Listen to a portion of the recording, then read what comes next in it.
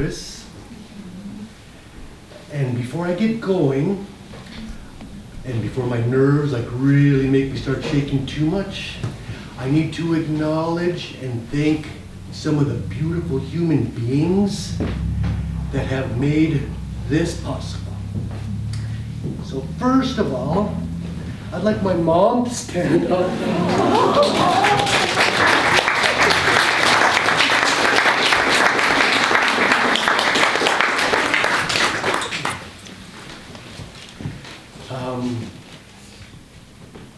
She made me proud to be a Yupik. And she did the best she could to give me good examples of Yupik men to be around, or men in general. And you'll see pictures of these men. I also want to thank Miss Shawnee Whitney, who almost forced me and twisted my arm to give my first speech in 2002 for a competition called the Alaskan Native Oratory Society. I also want to thank my partner, Jennifer, who is steadfast and is an amazing partner and helps me grow every day. She even prayed in my head.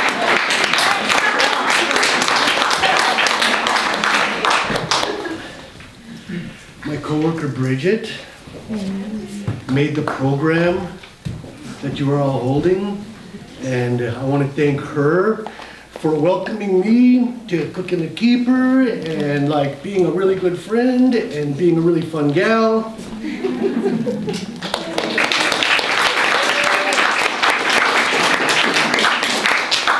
And I want to thank all of you for being here. My boss is here, Sue.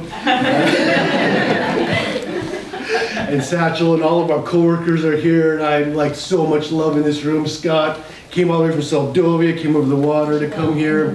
My buddy Ed drove down from Anchorage, and that's my Newpak brother.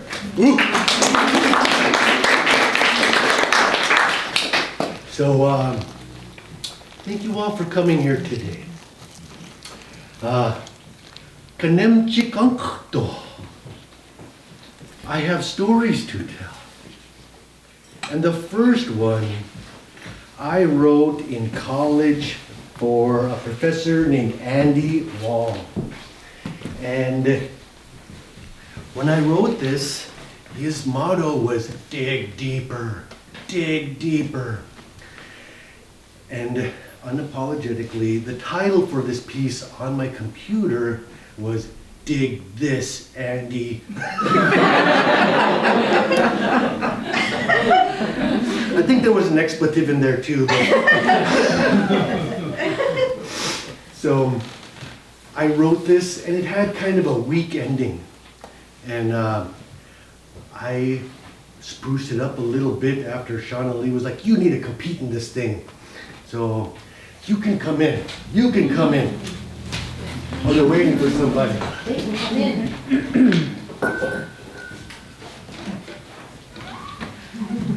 Shame on you.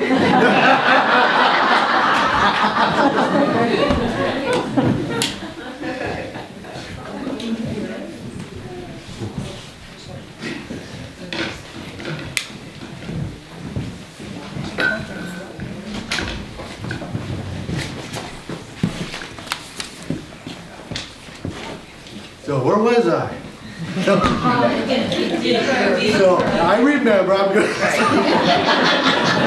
I was just trying to give them a hard time for coming in late. We haven't even gotten started yet, so you're good. So anyways, I brought this paper in, and I bring it to Shauna Lee, and I'm like, should I do this one? I don't know if it'll work. And she was like, well, let's hear it. And I get done, and I look up, and she's crying. And I'm like, what did I do? And she's like, that's the one that you should use. And I said, I think I'm gonna wear a mukluk and a tennis shoe. And she was like, do it! It's perfect.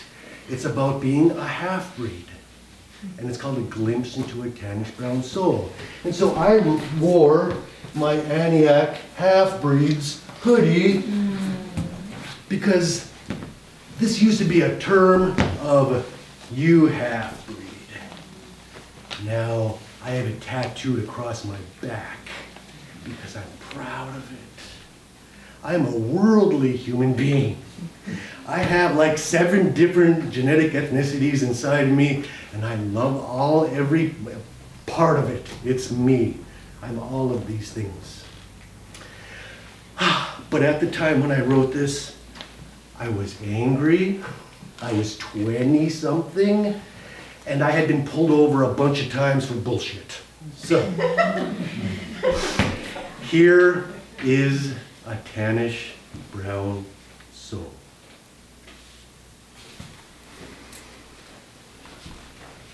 Being a non-white man is difficult no matter where you grow up in America. But being a non-native in Alaska also has its disadvantages. I don't mean to say that being white or full native doesn't have its problems, but being full white or full native definitely has its advantages. I lie upon that thin line that separates the Caucasians from the Inuits, Indians, and all other non-Caucasian races. I am a half-breed, born to half-breed parents. I am half Alaska Native, Athabascan and Yupik, but now we say Dene and Yupik. I'm also half European, German, Russian, and English, and my mom found out recently that I'm also Scottish, too. So through the years, I've noticed that I'm treated differently than both my Caucasian and dark-skinned native peers. But I can't really call them peers, for they seem to be in separate classes. Being raised in the Western culture, when I go back to the villages sometimes, they label me a foreigner, like I don't quite fit in. Even in the village where I grew up on the Kuskokwim River, I would imagine that other half-breed or urban-raised native people might share a similar experience. The Western culture is much different than the one that I grew up in. When any native, half-breed, or whatever comes into a city like Anchorage for the first time, we literally are foreigners. The first time I saw an escalator, they might eat me. And they almost ate my honey last year. It's real. Being a half-breed caught between two cultures is not easy. We have to be more white than the whites and more native than the natives.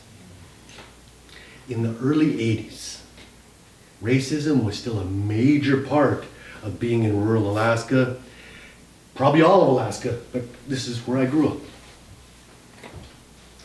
When I was in 3rd grade, we native or dark-skinned students were put down in Miss Mogen's classroom.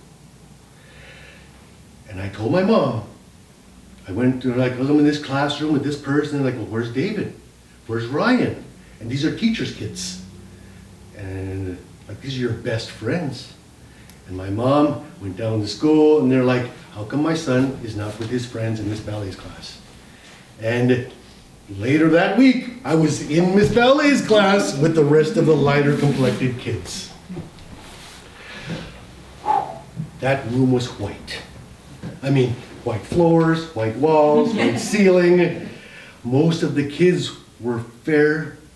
Some of them were my cousins, and just as native as me, but they had blue eyes or green eyes and blonde hair or brown hair. And I was the only dark kid in that classroom. And when I kind of realized this, like, I felt like I was dirty, like I was brown, and I smelled different, and I looked different, and my self-esteem like fell and fell and fell. After some reflection, this is when I was 20, I think that the teacher and the administration might have resented me because I broke the mold of being a Native student in that school. After the whole year in Miss Ballet's class, I did poorly in the rest of my schooling until I left for Anchorage in 1994. I didn't know if the problems that I faced were because of my color, but I do know that I did a lot better when I was in the Anchorage School District, where I was not labeled as white, black, or brown. In Bethel, I was not accepted by my brown people sometimes because they thought I left them for the whites. But I didn't do that either. I didn't want to leave either group. I was not willing to segregate myself because I'm proud to be me. But it hurt to be in both places, but in neither at the same time. This pain was felt deep, so deep that I didn't realize that it was the source of the soreness in my heart. When I arrived in Anchorage, I started a much needed healing process. Because of the latent turmoil in my Tannish Brown soul, in Anchorage, I was free from the persecutions of being a Native man. No.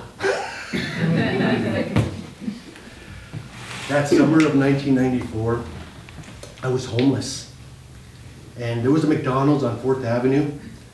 And I went into that McDonald's because me and my homeless buddies wanted to go watch movies at Fireweed Theater, and we'd buy one ticket and sneak all 5 of us in there in the back door. So we needed a newspaper to see what movies are playing at the theater. So I tapped this guy on the shoulder that has a pile of newspapers on the floor next to his chair. I'm like, "Excuse me, sir, can I get the Metro or the Arts and section so I can get the movie schedule?" And he folded his newspaper and turned around, looked up at me,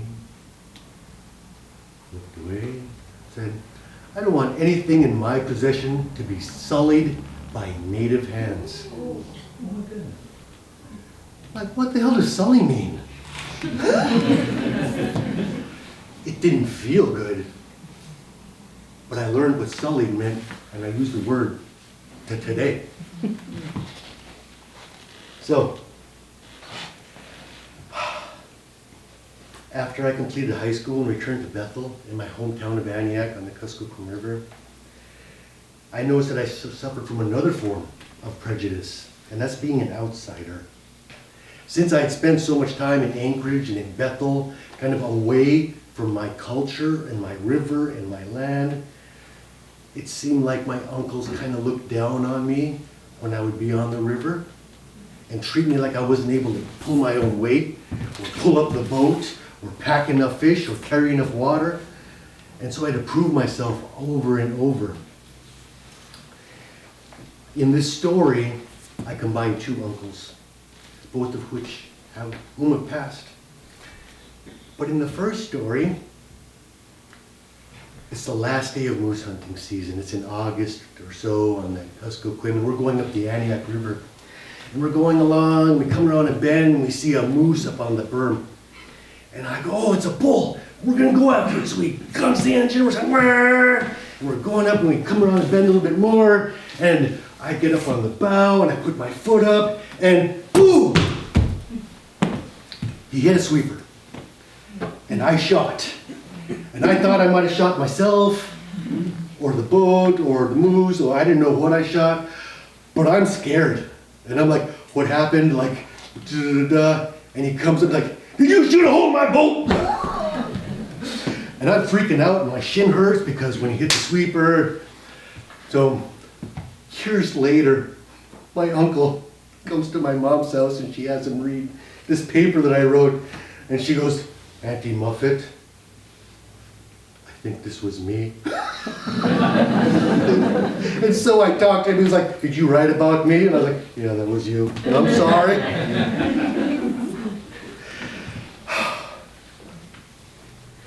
So,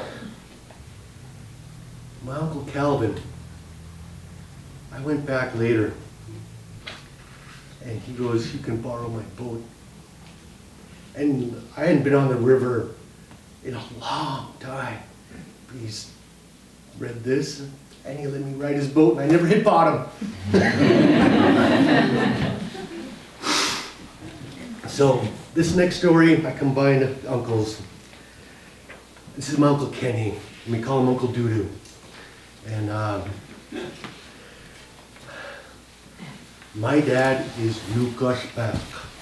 He's a really good hunter. And he hunts and he catches moose all the time. Goes hunting birds, brings home birds all the time. And so I have to live up to this reputation that my dad has as an excellent Nukashpak hunter. And so we go out hunting with my Uncle Kenny. He's got a pump shotgun. And I'm 13. And when we get guns, like, you get single shot first, like that's all you get. So my first 22 was a single shot 22. Got to be a really good shot. First shotgun, single shot, breech load shotgun. I could shoot 3 times in a flock of birds. I had 2 shells in my hand, I was really quick. Boom, boom, boom. With the box of shells, I caught 16 ducks and geese. There's 12 shells in a box. My dad was so proud. My uncle caught 6 with a pump and a full box and another half. My dad was so proud.